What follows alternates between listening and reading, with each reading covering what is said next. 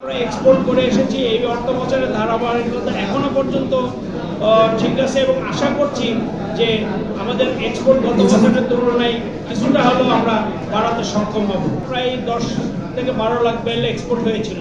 আমাদের আরেকটা সমস্যা আছে যেটা নিয়ে গভর্নমেন্ট বিভিন্ন কৃষি মন্ত্রণালয় সহ সকলের সাথে কাজ করে থাকছে, সেটা হলো আমাদের বীজের সমস্যা এবং আমরাও সেখানে এটা পার্টিসিপেট করে থাকি।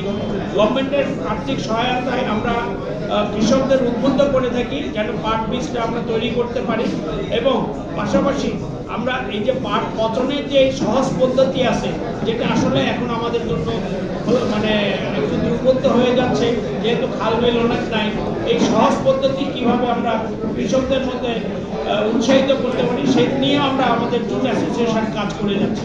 সরকারের কাছে স্পেসিফিক আমরা চাচ্ছি এই যে আমাদের বিভিন্ন সময় সরকারের ভ্রান্ত নীতির জন্য যে আমরা ক্ষতিগ্রস্ত হয়েছি, এই ক্ষতি কাটিয়ে ওঠার জন্য আমরা সরকারের কাছে বেশ কিছু দাবি দেওয়া ইতিমধ্যে পেশ করেছি। এটি তারা সদয় দৃষ্টিতে দেখে আমাদেরকে আবার ব্যবসায় পূর্বের ন্যায় গতিশীল করুক, এটাই হচ্ছে আমাদের দাবি। একটি ঐতিহ্যবাহী সংগঠন যেটা কাঁচা পাট রপ্তানি করে থাকে, প্রাচীনতম সংগঠন। এই সংগঠনের মাধ্যমে দেশ একসময় প্রচুর বৈদেশিক মুদ্রা অর্জন করেছে এবং এখনো করে যাচ্ছে।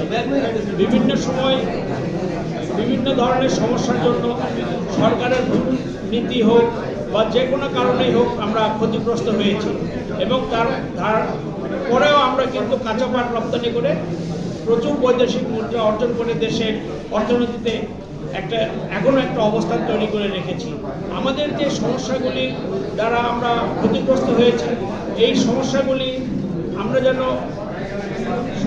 সমাধান করতে পারি এই দাবি নিয়ে আমরা সরকারের সাথে দেন দরবার করছি এবং আমরা আশা করব সরকার এটাকে সদয় দৃষ্টিতে দেখবেন এবং এই সমস্যাগুলি সমাধান করে আমাদেরকে আবার পূর্বের ন্যায় গতিশীল করে তুলবেন।